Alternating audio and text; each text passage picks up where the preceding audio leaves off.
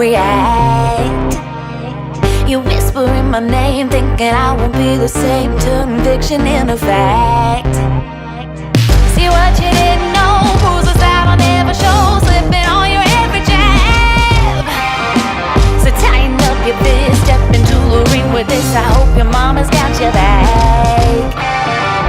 First round, you thought you would've knocked me down. Fifth round, bleeding out the side of your mouth. Final round, pulling the sound of my name in the crowd.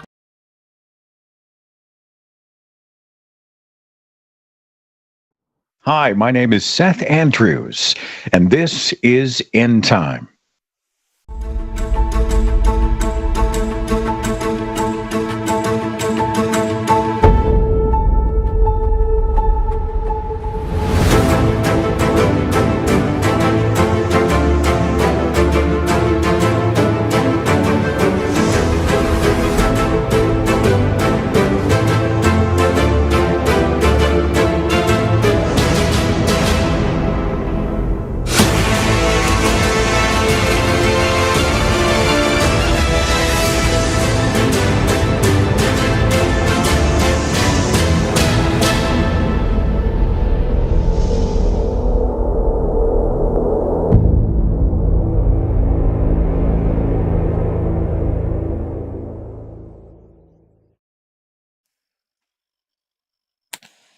Hello, and welcome everyone to In Time. My name is Nicholas Lamar Suter. Thank you for joining us, and with me tonight, as usual, is Xander. Xander, how you doing?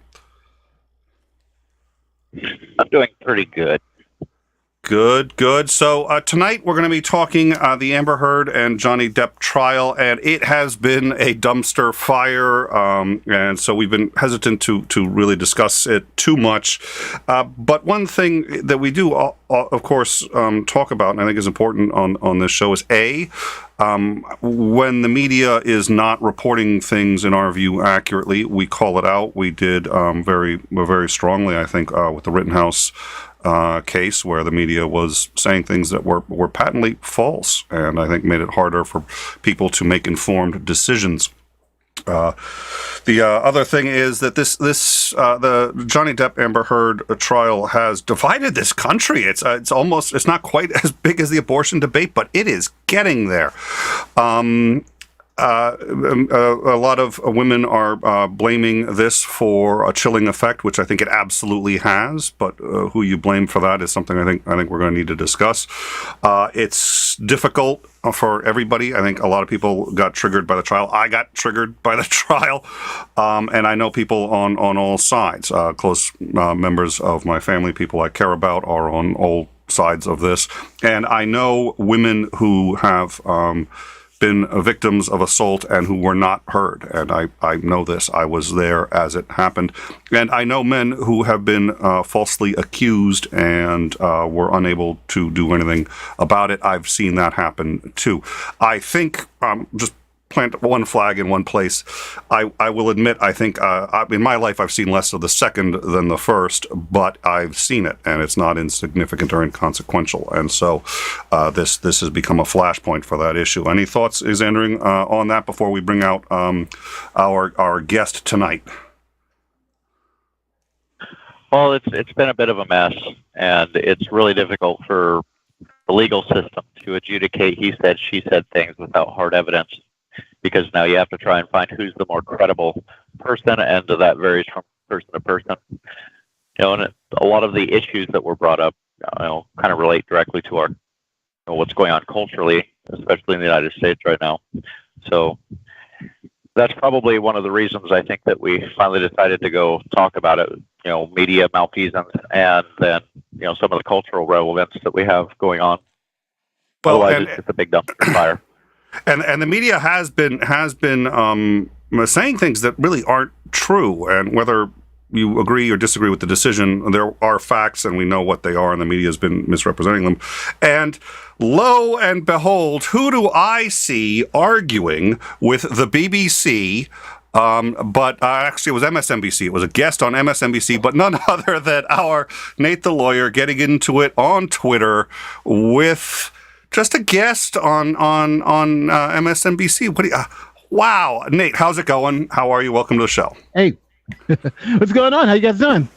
Doing good, doing good. It's been too long, man. What you do? How have things been over on your channel, Nate the Lawyer? How have things been? Things have been pretty good. It's been pretty explosive over there. Just gotten a lot of growth, a lot of new people coming by. It's been a lot of work, but it's been going well. It's one of those things is that over there I do a lot of research into a lot of the topics. So a lot of times some of the videos take a little longer, but people have been responding to the content. So I'm really excited about that, and I'm hoping to bring them new things where they can we can experience some more of life together, as I say, with on this YouTube journey that we're all on together. So You've had a lot of content busting up a lot of myths. You've done that. You did that with Kyle Rittenhouse. You did that with the women's soccer, some of the claims there, and you've done that with this repeatedly. So could you just tell us, before we get into this, tell us a bit about your background? Yeah, sure. So I was in law enforcement for about 10 years. Started off as a patrol officer and moved all the way up to, we had ranks of corporal, sergeant, specialist, which is equivalent to like the NYPD's version of a detective. So I made it up to like the highest non-management position, which is in the NYPD would be called a first grade detective. So which is essentially you're getting overtime, but you're getting lieutenant's pay. So that's where I was at, and that was great. I had so many different experiences, from active shooter scenarios to I actually trained at the academy. So we trained both hospital police officers, library police officers. So I was part of that training team, and it was great for those 10 years. It was interesting because one of the reasons why I took that job was to get my degree. So they paid for schooling after you put 1 year worth of service. Mm-hmm. Because I remember when I first started, I was either going to go, I was thinking about joining the NYPD, but then this job was like, you can go to school for free. So my job paid for my undergraduate degree. It paid for my law degree. Like I could say nothing, and it gave me a whole bunch of experience. I've arrested people for robbery. I patrolled sometimes the streets of New York. It was a great experience. Then I left that, became an assistant district attorney, and I did that for a couple of years. I did that for 1 year. I mean, let me be very careful. I did that for 1 year. But during that time, since I had all this law enforcement experience, I was doing investigations for like baby trafficking rings in Nigeria. I was like, they had such some crazy stuff there, and it was great. It was great. I was, sometimes it was. I love the Bronx DA's office. Those people are the salt of the earth. Then I got my dream job, which was I got offered to the ability to teach at a law school. So when I was at the DA's office, whenever you come out of law school, coming out of the DA's office, you make it $65,000 a year, and you got to work something like 60 hours a week to make that, right? Because it was just like, they said you work 35 hours, but if you're there for 35 hours, you're not doing your job. They expect you to be here for like 50 hours a week, especially when you're new. So when I was offered a professorship, it was at the law school. They essentially doubled my salary and said I would have to work, instead of 35 hours, I could work like 10 hours or 20 hours a week. So I was like, doubling my salary at half the time. That's a no-brainer, right?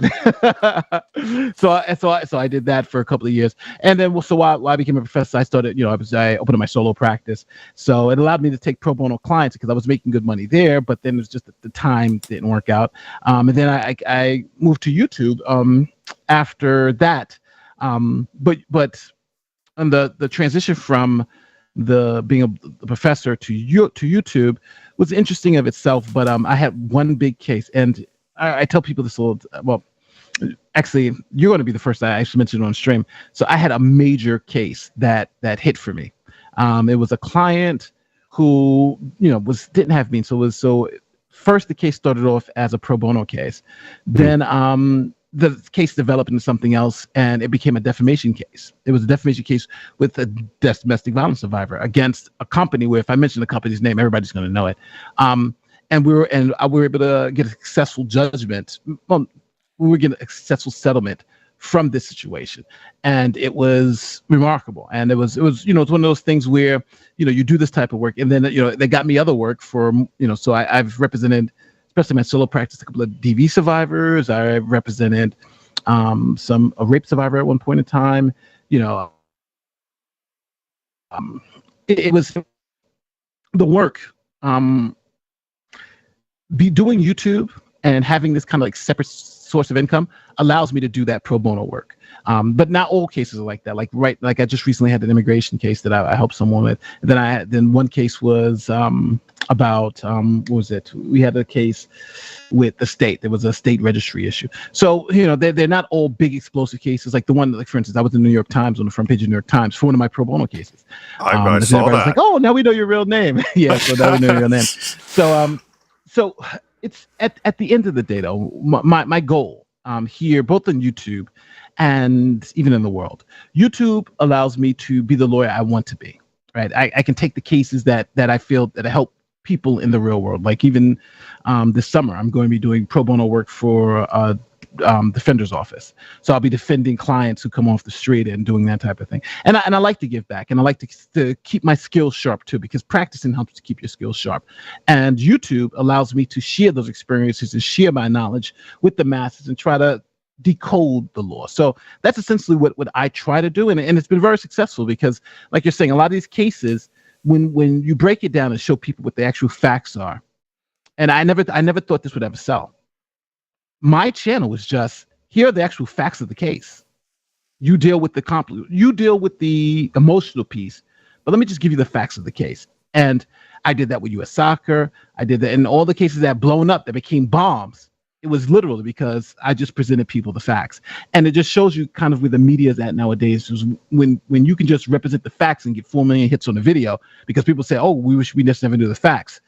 That, I think, shows you the state of the media nowadays. I think we're definitely going to have to talk about that. There was also a talk about the journalists. I want to talk about journalists, their responsibility, the media and its responsibility. But congratulations on the contingency, and I hope we've got the link. We'll drop the link in the live chat in a minute. We've also got a link in the description. But you and I sort of started at roughly the same time, so and it's something that you've always been great and come on here and always helped us out, which I really appreciate it. I'm thrilled, and I've always been a big fan of your channel and your work, so thank you so much for that. So yes, Xander, what were you going to say? I was going to say, it runs right into the media seeming to put out so many opinion pieces as though they're factual news stories. Instead of leaving opinion out and just reporting what the facts are, they're putting in so much speculation and opinion in it that it really should be listed as opinion, not news. Oh yeah. I definitely, I believe there's a lot of that in there, and I think we've lost. Well, first thing, thank you, mainstream media, for not putting out the facts, because my channel would be dead if you did.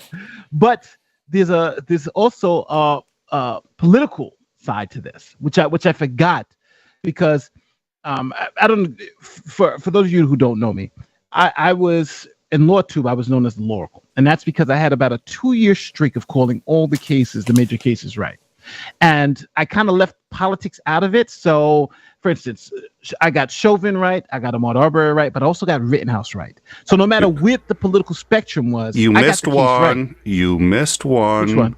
Roe v. Wade, you got right. You missed Roe v. Wade. We had you on to discuss Roe v. Wade. You were here, I think it was with Vox, and everybody gave an opinion, and you were the only one who got it right. You said that they're probably you said that now they haven't overturned it yet, but we've seen the leaked decision, and I think it was Vox, you, myself, and I said they're going to walk it back a little bit. Vox said, well, they're going to walk it back more than that, but they won't. They're not stupid enough to do a complete overturn. You had done a breakdown, and if I recall, your breakdown was it's done. You're like, it's done. They're going to, and I remember sitting there going like, your streak is over. Your streak is over. I remember that. So I have to give you credit. You forgot that. That one wasn't. That may not have been, but you called that one, which was a tough call. Because. Yeah. But a lot of these are tough calls. But the fact of the matter is that when you really focus in on the facts, you get these cases right. John, like the Depp case, I thought Depp was going to lose, but then when I saw the case and I saw the facts, It was obvious he was going to win. Same thing with Chauvin. Same thing with Rittenhouse. If anybody, it's so wild because everybody who watched the Rittenhouse case comes up to a different opinion than people who didn't watch the Rittenhouse case, and that's how you usually know. If someone tells you Rittenhouse is guilty, ask them if they should watch the case, and they're probably going to say no. If you ask somebody if they believe Rittenhouse is innocent, ask them, and they're probably going to say yes. That's literally how night and day it is. But again, it's when you have the facts to make an informed decision, and the media filters the facts in a certain way where, and sometimes I don't think they're doing it on purpose. Maybe I'm just being naive, but they filter the facts in a certain way where they're trying to force you to come to a decision. But I think if they just gave you the facts and trusted you to come up with the decision, because I always say this, the person who's watching is smart enough to come to the right decision, even if I disagree with it. So here are the facts. You come to whatever decision you come to, but as long as it's informed by the facts, I think we'll come to the best decision possible for both of us. Well, and so Sky News in Australia, there was a commentator who came on and said essentially that he believes he's witnessing the end of mainstream media. He's like, and he said he's been watching Sky News as well, but certainly MSN, CNN, and the BBC say things as fact that weren't fact, and in fact we know are not true, and they've been making these claims that are patently false. Whether you think she should have won or not, that we have to be able to agree on facts, and some of these claims are absolutely absurd. What are some of the crazy ones that you've heard where mainstream media has said something that just isn't true about the case? Well, I hate to go back to Rittenhouse, for instance, but Rittenhouse, they still say he had an illegal gun. Rittenhouse didn't have an illegal gun. The gun was actually found to be legal by the judge, by the prosecutor, everybody in the case. The gun was legal, right? Another thing, Chauvin, for instance, in the Derek Chauvin trial, they were saying that George Floyd died of a fentanyl overdose, right? In the trial, the Chauvin's guy said that it was he couldn't say, he didn't know, right? It could have been fentanyl, but it could have been a bee sting. The guy said, I was inconclusive, I didn't know. Everybody in that trial agreed on one thing: Floyd didn't die of fentanyl. But guess what? People believe he died of fentanyl. So it's just little things like that you can tell that people have gotten their information from sources that are unreliable. And when you try to show them, here is the direct evidence, right? Here's what they're saying from the trial. Either they just don't believe you, or they believe that their source, the place where they got it from, is above reproach. And let that be the New York Times, let that be the Washington Post. Like, even look what's going on with the Washington Post with my friend Melita from Legal Bites. They asked her for an interview. Well, they didn't ask her for an interview. They wrote an article, said they tried to contact her, and then she was like, no, you never contacted me. Then they wrote a correction on a correction on a correction to try to make it seem like there was some mix-up. Yeah, but that's essentially what happens. If you're honest, you say, hey, we messed up, we made a mistake, and just move on. But the doubling down is the problem. And I think the media at this point in time, they've lost two things. They've lost us as a public, because now I think the conservatives don't trust the media after the whole Trump thing and the Rittenhouse, that they were done already. But now I think the people who are watching the Depp trial aren't right-wing Trump supporting radicals. They're left-leaning people too, who watched this trial, saw the evidence because it was popular, and now are coming to the same conclusions. And when they see the media pushing these lies, they are just as upset. If you look at some of my videos, you'll see, hey, I've been left-wing for years. I vote for this. I do this. But I would have never thought CNN would be blatantly lying like this, or the New York Times is blatantly telling me lies. If I didn't watch the trial for myself, I would not believe it. And that's what it's funny. I'm trying to wake up those who are already woke, right? it's like a weird little concept here. Yeah. So, that's it. Well, and me on the left, I always point to Fox News, that I think, especially for the left, is the poster child of doing this. And it was especially during the Rittenhouse case where I started to see just how bad the left was. So, crossing state lines with an illegal firearm. Well, yeah, he crossed state lines, but he lived 5 minutes from where he worked, and it was he crossed that state line every single day. He probably didn't even think about it anymore. And he didn't even have the gun. He didn't cross state lines with the gun. Yeah, the firearm did not. Stayed in. Yeah, legally. They also, the other one was Rottenborn, about how Rottenborn was unarmed and was just shot as he was backing up by Kyle Rittenhouse. You mean Rosenbaum? Rosenbaum. I'm sorry, I did not mean Rosenbaum. I meant the second one, who, according to many media sources, thank you, Grosskreutz. According to many media sources, he was backing up when he got shot. And when Kyle shot into the crowd, which he did not shoot into the crowd, and Grosskreutz literally on the stand said, "No, I wasn't shot until I was aiming my gun at his head with the intent of killing him." And you've got the photo. He's said it, and the number of times I've seen that even today, we actually have that loaded up so that if somebody sits there and tries to call us on it, I can hit a button, and it's like, okay, so you did not shoot until you had your gun aimed at his head with the intent of firing. He goes, "That's correct." It's like, okay, so there's a lot now on this one. For example, what do you think cost Amber Heard the trial in this? Why do you think she lost? You've seen it now. Why do you think she lost, and what do you think the effect of that is going to be? Well, my opinion is, just so everybody knows, my opinion is based on watching every single moment of the trial. Every piece of testimony, everything, right? I've watched it all. Matter of fact, I always like to be cautious and say I watched 99.95% of the trial. There may be something I missed, but I've generally watched it all, and I've read most, if not all, of the documents. Why did Amber Heard lose? Well, Amber Heard lost simple, and that's because this case inevitably came down to a he said, she said case, right? Mm-hmm. Domestic partner violence generally happens between two people, and generally there's no other witnesses there to see it. But Johnny Depp, he had bodyguards and he had other things, so there were more people there to be able to see these intimate personal interactions than normal. In a normal household, it's maybe the male, female, and no one else. So these things would happen behind closed doors. So in Amber Heard's case, I believe when she first initially made these statements, she was believed. We all believed her. Everybody believed her. Johnny Depp was canceled because people believed her. She got a restraining order. But these claims weren't tested. And in this case, when she told those stories, she told conflicting accounts, all the evidence was against her. And I think when you really lay it out, think about this. Johnny Depp's team had 23 witnesses who contradicted Amber Heard's story. Amber Heard would say she had a bruise on her, she was beat up, had a bruise on her face, and this happened on X day. That same day, they called the cops. 2 cops came, examined her, tried to see if she had any bruises. They said she had none.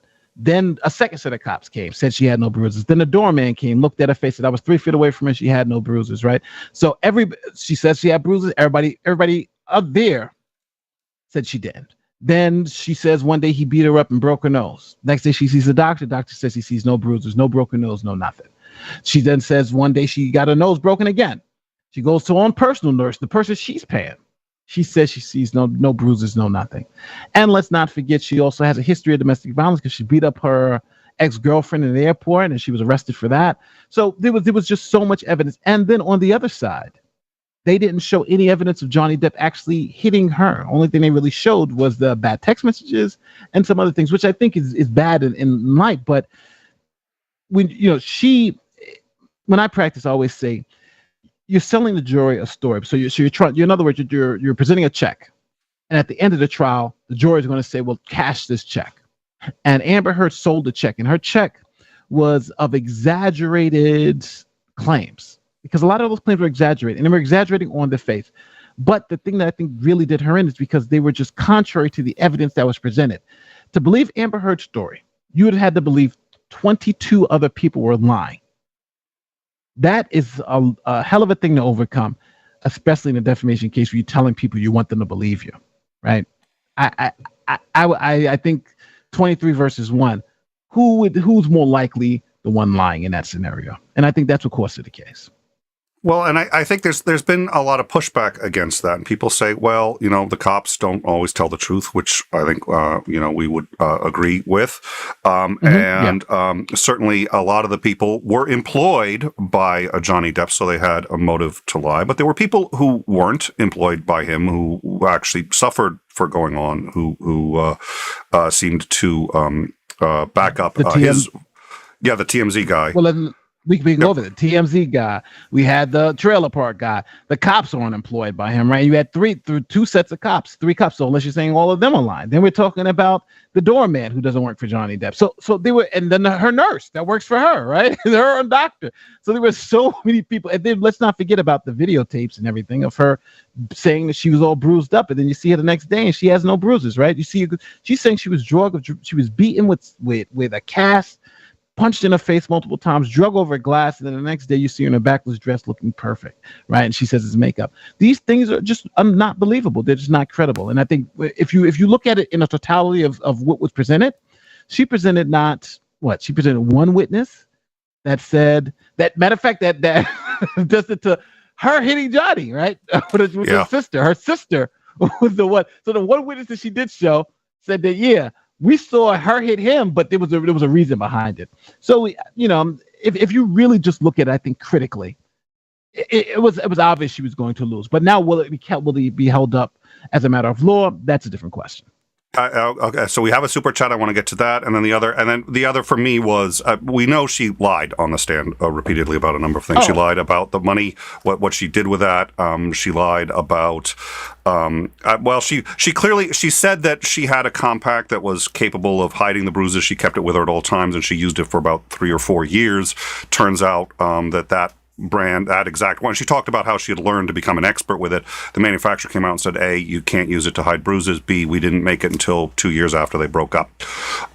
She clearly lied about TMZ. She lied about tipping them off. She lied about sending them video. And even when busted, when she could have said, well, you know what, I was angry, I shouldn't have done it, she's just like, no, it didn't happen. And the only way it was her credibility kind of had issues. Let me quickly hit this super chat. Jennifer K, £5. I've been thinking Me Too narrative is based on historical marginalization of women. What about POC? I'm not sure what that is. Surely that could be people of color. People of color. Oh, thank you. Surely that could be a more equitable narrative. Thank you very much. We're a small channel. Thank you so much for your super chat. Appreciate it. Nate, what are your thoughts on that? I think Me Too, from my understanding, was about victims, believing victims. It wasn't about believing genders, but I also think Me Too developed out of a situation where you had one woman come and say, Bill Cosby did this to me, and another woman came and said, Me too, right? Same thing with Harvey Weinstein. We all know what Harvey Weinstein was doing. One woman would say Harvey Weinstein did this, and then another woman would say, hey, Me Too. So Me Too was in kind of in that vein. But then you also had some men who were Me Too, who had these issues. What's his name? Is it Kevin Spacey? Kevin Spacey had a Me Too issue. What's the big black guy? Terry Crews. Terry Crews accused some Hollywood producers of that issue too. So I'm thinking it's not. I'm thinking Me Too has now become this feminist calling card, but the true Me Too, I think, is not about women, but it's about victims and people being able to tell their story and be believed if they have credible claims. That's what I thought Me Too was about. But now I think this Me Too that we're experiencing now is a perversion of that idea. It's saying this is women's liberation. This is feminism, which I think that narrows it to a place where it was never really meant to be. It was meant to be for all victims, not just these victims in limited circumstances. So there's been several. Please. There's been. It's not just women. Corey Hart, Corey Feldman, Elijah Wood. They've all come out and said that they were, sexually harassed at the minimum, and they've especially had a hard time trying to overcome some of that until recently. I've always viewed the Me Too movement as there's some issues and that this is more prevalent than you may think it is, and I've always separated that from the believe all women narrative, which I think is really coming under fire from this, and a lot of people are complaining about how much it's damaging, which I think is on its surface not particularly bright slogan to use. I mean, because you should be a better one to use would be take accusations seriously and investigate. But you can't just believe all women. You need to have evidence. Due process is important. Do you think that the case or the outcome of this case is going to have much of an effect on either of those two things as far as dampening them or putting a chill on it? Do you think it's really going to damage these movements? And should they be damaged? Well, I think people are asking that question all the time. Did Jussie Smollett damage the LGBTQ movement with his hoax, with his racist hoax? Did he damage the BLM movement because he was saying he's doing it because he's a black man? I think people want to see a bigger picture from this, but at the end of the day, this was one woman lying, making up evidence and distorting the facts to try to make herself seem like a victim when she was really the abuser. And I think if you look at that, the true victim in this case, based on the evidence, was Johnny Depp, right? That is what the jury found. That was what the evidence showed. And to kind of say that this will stop victims from coming forward, that's only if you pervert it to say the abuser in this situation, which was Amber Heard, if you couch her as a victim. She was not a victim. And it's worth, even her team would say she wasn't a victim. So will it stop victims coming? I would say if the media was not spinning it, but the media was giving you the true story, then I think it would empower victims, because they would say one of our own, this victim, actually got justice. So that's a really good point. That's a really good point. I wanted to point out, Amber Heard had also said, and they have this on tape, aside from her talking about the difference between when she hits him and punches him, one of the other tapes was, of course, which is reasonably famous now, is when she said, "Nobody's going to believe you." The great Johnny Depp being beaten up by a woman. Nobody's going to believe you. So if the Me Too movement is in fact about victims not being believed, it sounds like this is actually a successful Me Too story. It kind of sounds like that's what you're saying. Repeat that one more time. So, it sounds to me if the Me Too movement is about victims not being believed for one reason or another, then this is actually a successful. The story, not how it's being portrayed in the media right now, but the case itself is of a victim finally being believed. Yeah, I think, and this is where I think the nuance of this Me Too issue comes into it. If we take this case for what it is, not for what the ending was, but for what it is. A woman comes forward in 2015-16 and says her famous husband is abusing her. She goes into court, and that court gives her a restraining order. At that point, her husband's fired from his job. He's canceled from Hollywood, and he's you can't work again in this town, right? He's canceled, totally canceled. So then what happens? So then the Sun newspaper, then she goes after she's canceled him, right? We all believed Amber Heard.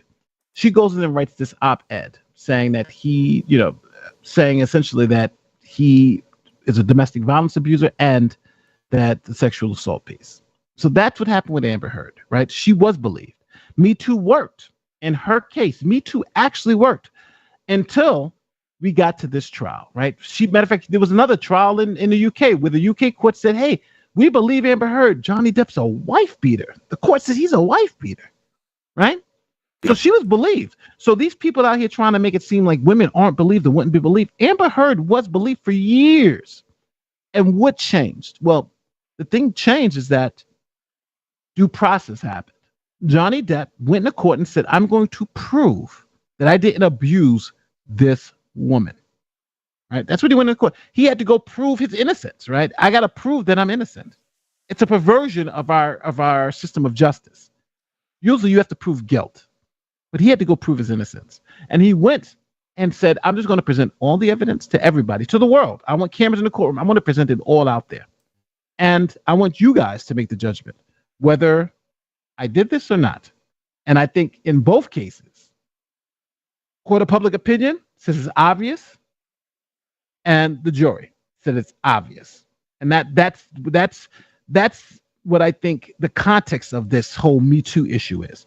Me Too worked, but at the end, I think people don't like the conclusion, because in this case, the person who is the victim of Me Too was Johnny Depp. And now Amber Heard is going to be victimized by Me Too too. Unfortunately, she's going to be canceled because she is the Me Too victim. She is the Me Too abuser. I think at this point in time. So there's been also a lot of backlash that I've seen, and how much of it. Well, let me rephrase that. From where I'm sitting, I've seen a decent, and I got a couple super chats. We'll get to that, but I want to hit this. I've seen some people attacking the lawyers on both sides. Some people have been saying, how could lawyers represent Johnny in good conscience, knowing what he's done? And then lawyers who said Amber Heard, after lie, after lie, after lie, and all the things that she did, these women have been betraying. In particular, her female attorney was betraying victims as well. And it's gotten, from what I can tell, pretty nasty, especially against Amber Heard's defense team. What are your thoughts about that? Well, as a practitioner, they're just doing the job, right? So what, right? So what? Why do all that? You're going to have trolls do that for whatever. I don't know why. They did that even with the Cardi B case. It's just like ridiculous. Why do all that stuff? So I do feel bad because they're professionals doing their job. But I think I think they could have done a better job in the case, though. I think the way they prosecuted this case was lacking. And I think essentially they were outclassed by Johnny Depp's team. Johnny Depp, there were some points there where they couldn't even ask questions, where she throws up her hands and she's like, Jordan, I'm trying. Like, I'm paying you $6 million not to try, but to do. So this is not good. So, when that starts happening, I think, I don't think they went to ineffective assistance of counsel. It's just they were at two different leagues. Johnny Depp, he hired a major league team to play this AA ball club. And that's what you got. Discovering Ancient History with Pat Lowinger, $2. How can you tell a cop is lying? They're talking. From a former cop himself, I may add. But their lips are moving. All right. And then Antisocial, $5 CA. I should know what that is, but I don't. It's been a while since I've seen that one. Canadian? Oh, it's got to be Canadian. Yep. That Thank would be you. Canadian. Thank you. The quote setback narrative is jarring. They're using the same language that the abusers use. Don't tell anyone. No one will believe you. Any thoughts? Yeah, I think with their it's part of these identity politics, and don't get me wrong, I hit the right and the left equally hard. I honestly feel that this is part of the identity politics, right? Scare you to death to vote for me. That type of thing. So if I go out there and I start saying they're taking you back, oh, she can't win, oh, you're gonna lose everything, they're coming after you, right? They don't like you. If you're a victim of domestic violence, there are so many outlets you could call. There's numbers, there's shelters, and in every city, I think in the United States, you're more than likely going to be believed. But I think the lesson from this is that if you make it up and you lie, there are consequences for that. And that's the way it's always been. That's the way it's always been. Let's really think about that. If someone was right now to make up a lie about you, Nick, and say you did horrible things to them, and it was able to cancel you and lose your jobs and all that stuff, right? And you had a viable lawsuit, then I would say sue them, because that's your right to do, right? And that's essentially what happened here. Somebody told a vicious lie about someone that lost in their career, and they sued for defamation, which the law allows, and won.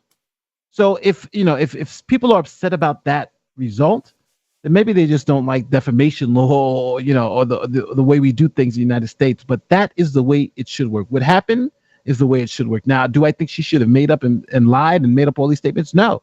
But there's a penalty for that, and there may be even more stuff coming down because now they're looking at perjury and some other things. Because that for those of you who don't know, the UK is looking into a perjury claim, not for the sexual assault, which is interestingly enough, but they're looking into perjury for the donated, because the judge in the UK case, part of his ruling said that he believes Amber Heard was credible, and one of the reasons is why, because the Depp team was saying that she was a gold digger. And she had told the court that she donated. She'd given away the money, the $7 million, $3.5 to the ACLU and $3.5 to the Children's Hospital. It was gone. So the court said, well, she doesn't even have the money if it's gone, and she just donated it. Then that argument that she's doing it because she's a gold digger is non-existent. It doesn't make sense. It's because she gave the money away. So that bolstered her credibility, and the court used that to say that these things are credible. But she said that under oath. And now that we know she didn't give anything to them, she gave them what? She barely gave them like $100,000 or whatever. That now leaves her into jeopardy for perjury. Now, are they going to drag her back in for perjury in the UK? Probably not. But what they can do is deny her entry into the country and things of that nature. So she may be up. And there's some things also in Australia. And for those of you who don't know, there are a lot of evidence that didn't come in this trial. For instance, like most people don't know, Amber Heard was pleaded guilty to lying to authorities in Australia about the whole incident. So and then she also was trying to get other people to lie under oath. So this person has a history of lying to officials, doing all this type of stuff, beating up ex-girlfriends, DV arrests from the past. And I think when you put all that evidence out in front of the public, people aren't stupid. And that's essentially what happened here. People weren't fooled. So I want to make sure that please, Xander, yes. Go ahead. Oh, I was going to say, yeah. we seem to be splitting, and this is my perception. So it may not be correct, but my perception is that we seem to be kind of splitting, especially with some of these higher profile cases that are starting to be televised. As you pointed out, if people haven't watched the Kyle Rittenhouse trial and the subsequent videos along with it, they tend to think that he got away with murder. And if you have, most of the people that have actually watched all of it have come back and said, okay, yeah, I guess that is self-defense, even though I don't like the circumstances surrounding it. So I see this kind of split, and I'm wondering if you're seeing it as well, or if I'm just overreacting, between the court of public opinion and actual courts, where actual courts have due process, and we seem to be losing the due process element in the court of public opinion. It seems people are coming out strongly saying that this person is bad or this person is good, even sometimes in the face of the evidence that was brought up in court. And that, it always concerns me when we start losing, due process, because that's a really important thing. Are you seeing any of that, or am I just kind of overreacting? Well, I think this was the issue with the MeToo movement, the loss of due process. Essentially what MeToo was accusations equal convictions, right? And that's because of the Bill Cosby and Harvey Weinstein, right? There were many accusers, but it was Teflon, right? People would accuse them all the time. So they were like, well, you got 40 accusations. Essentially, they should be canceled. And eventually they were canceled and even had some criminal liability. But the Me Too movement kind of removed the due process element.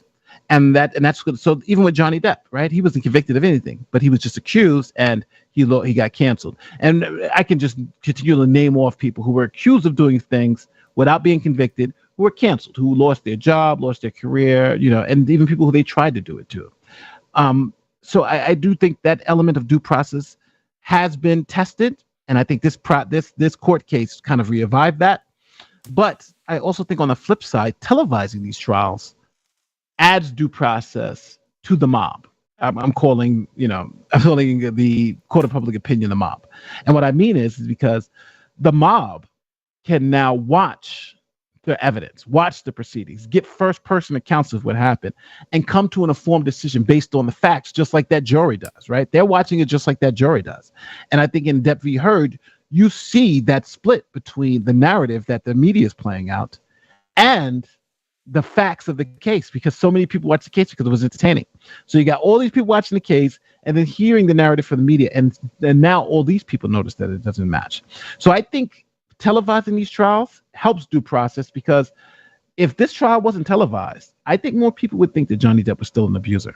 I think because it was televised, they don't. And I think that's the due process he was banking on. And just from one last point on this, there was another monster defamation trial that occurred during this one. And during that defamation trial, it was bigger stars and essentially the same exact claims. A woman who was claiming that she was abused by a powerful man, but come to find out she was abusing him. All the evidence was the opposite way. And these people got off, and these people were found not to be liable and went on with their lives, and we don't even talk about it. Those were the Kardashians. The Kardashians were they all were sued and they had the trial while Johnny Depp's trial. But the difference is that we weren't able to see what happened behind the curtain. The media got to filter all that whole trial through a lens, and we don't really care about it. But this trial, they weren't able to do that. We were able to watch it wall to wall. And that's where I think the power brings the due process to the mob.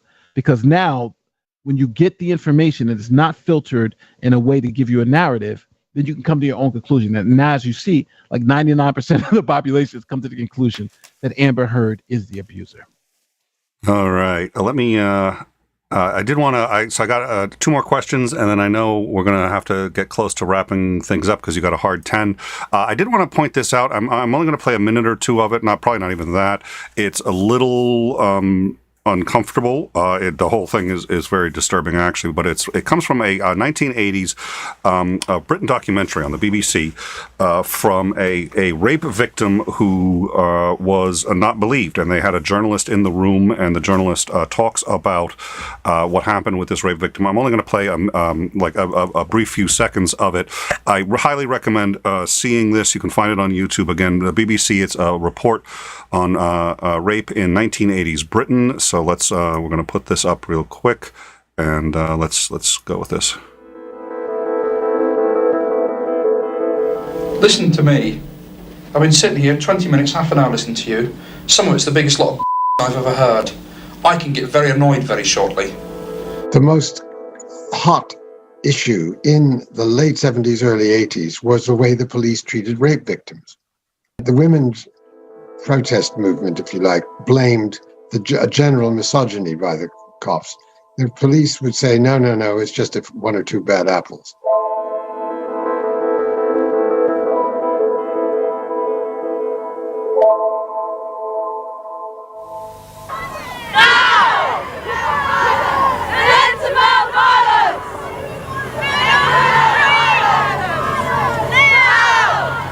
Now stop mucking us all about. I'm not mucking you about. I'm not saying to you as you're lying. Get rid of the fruitiness, get rid of all the beauty about it, and let's get down to facts and figures. So is it? The police hated rape cases. All right. So what ended up happening here was you got to see for the first time, and it wasn't just that she wasn't believed. She struck me as credible. And I think what had happened here was the cops didn't want to prosecute it. They knew they would probably lose. It would be a he said, she said. So when I think of the idea behind, at least originally MeToo, was that you actually took the claims seriously, which I think there's a profound history of not happening. That was, of course, in the UK, but the US has been at least as bad. So hopefully that's been getting better. But that's a very legit complaint. Yeah, please. Oh, no, of course that's a legit complaint. But that's not what happened in this case, though. Yeah, right? correct. The woman in this case, matter of fact, was believed.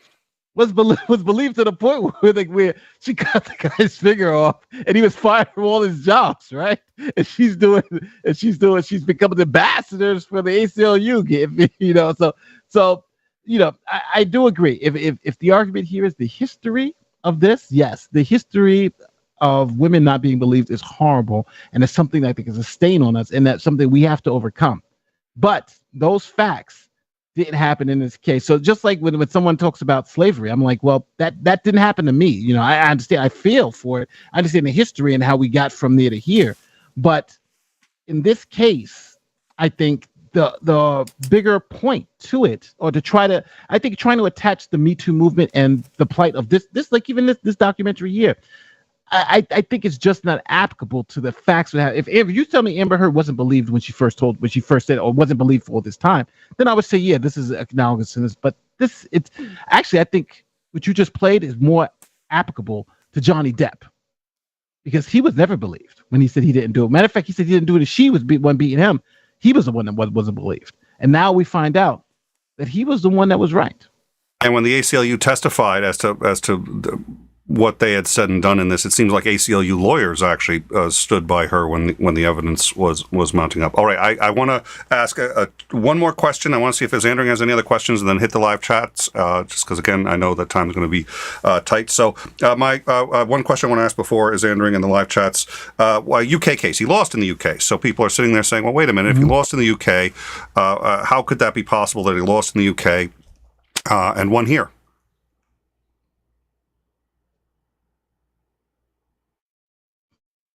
Oh, we there? Did I lose you guys? Okay, yeah, I got you back. Sorry, okay. I think I had a hiccup here. No, everything froze on me. So so he lost in the UK, and there's people in the media saying that also proves, by the way, that either the U.S. jury was biased or something like that. So how did he lose in the UK and won here? Well, the UK was against somebody else, right? The UK, he sued someone else about some of the stuff here, but he sued someone else. So he sued the son for calling him a wife beater, and the son had to prove that these claims were substantially true. But they really just had to prove that they were able to rely on Amber Heard, who said it. And at that time, she was believed, and everybody believed her. The judge believed her. Everybody believed her. So it was kind of like, now also you couldn't get a lot of the evidence that you can get here. You couldn't get in a Sun trial. Now, why is that? Well, that's because Amber Heard wasn't a party in that lawsuit. So you couldn't get her documents. You couldn't subpoena her records. You couldn't subpoena her medical records, as they did in this case. You couldn't say Amber Heard must give over her text messages. Why? Because she wasn't part of the case. You can't get discovery from somebody who's not in the case. So in that instance, Amber Heard was kind of protected, was kind of shielded, because she wasn't a part. She was a witness to the case. I'm a witness. I'm just here to talk. So you can just believe it. But now in the U.S. case, where she is a part of the case, she is the defendant, then I can get those medical records. I want the medical records, right? I can get those text messages. Give me the text message. I can get those doctors. You said that you were punched in, that you broke your nose and you went to see a nurse. I want the nurse's records, right? And we saw all of that stuff. We saw the nurse's records. We saw the psychiatrist notes. We saw all that stuff because she was a party to the case, which wasn't available to Depp in the UK case. So that's why the UK case was just so fundamentally different. If he was suing Amber in the UK, then we can probably make an argument, but he wasn't. He was suing the son, which was a totally different entity. All right, Andrew, any final points before we wrap up with the super chats? I guess my final point is thank you for covering court cases like this and pointing out what the actual facts are. I think that we're falling victim, at least the general public is falling victim to not really paying attention to what the facts are, forming in judgments about things that they really don't know what's going on.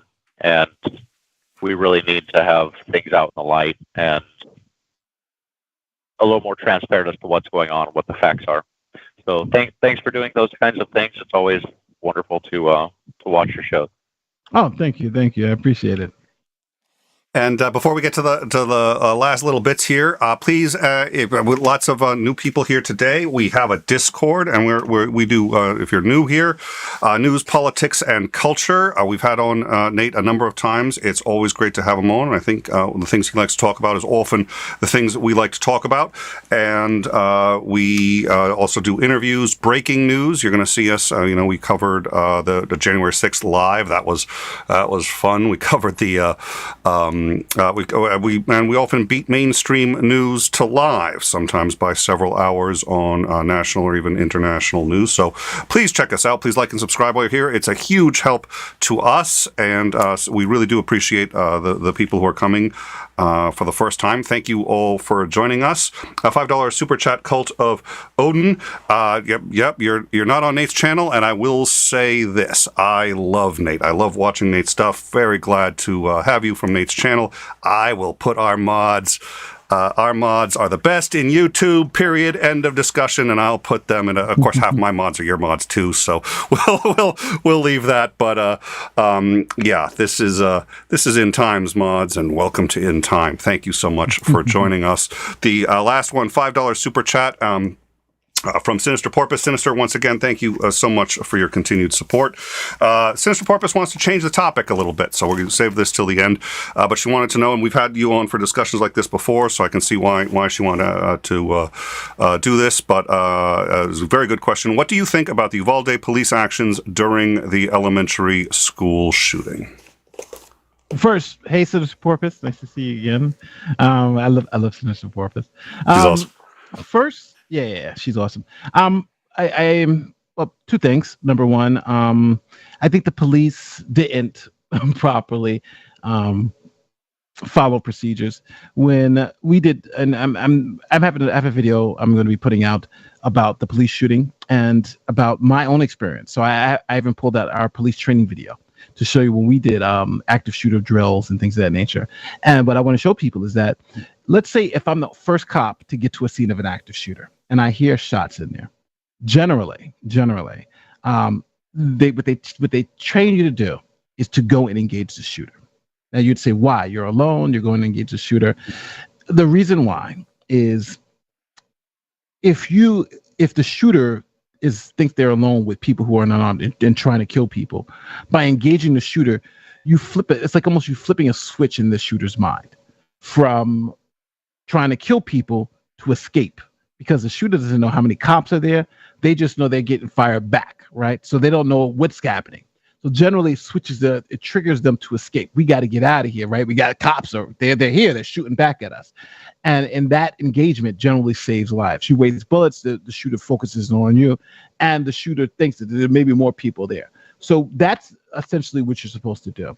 In this situation, the police officers, I don't know why they waited an hour. I don't know what happened, but generally you kick the door in, you rush the shooter, and you do what you got to do to save those lives. So I think their response was lacking in sense, but I do want to just go over the full incident before I deem them, to deem it to be not great. But I do want to just go over the full incident, give the cops their due justice. But I do believe there were mistakes made, and I think just like with what was the one in Florida? There was the one in Florida, the high school that was shot up, where the school resource officer stood outside. Yeah, Parkland, where the school resource officer stood outside. He was charged for that, and rightfully so, because the one thing that those school resource officers are supposed to do, those armed school resource officers, are supposed to engage the shooter, even if you don't kill the shooter, but just the fact that the shooter will. Yeah. So. Well, and I assume, it's like if he feels that he's got unfettered access to shoot and kill anybody he wants to, there's a very big difference between that and when he's in some kind of defensive posture, which he's going to be forced into. I'm repeating what you're saying, but I'm putting a spin on it that just makes me look smart, even though all I'm doing is regurgitating the shit that you just said. Nate, thank you so much for coming on. It's always a delight. You've had me on a couple of times, which I always sincerely appreciate. I love having you come on. And so thank you so much. Could you remind everybody, now all your stuff is down in the bottom. I also know that you do release patron videos, a day or two early, so people can see stuff on your patron if they become a patron of yours. Remind everybody where they can find you. Yeah, just Google Nate the Lawyer, and if I don't come up, then Google's done something wrong. So you like the first and second, so. Of all the Nate lawyers that'll come up, he'll be the top one. All right. Thank you so much for joining us. Again, you can find us discussing any wide variety of politics, culture, news, science on our Discord. You can join the conversation. In fact, you can contribute to the show. We're a community-sourced news program, and we like to also get in behind what the news has missed, and we often like to beat the news, which we've done on more than one occasion, and we're very proud of. Very proud of our mods as well. Thank you all for joining us. Nate, thank you for joining us, and we look forward to seeing you all again later. Have a marvelous evening.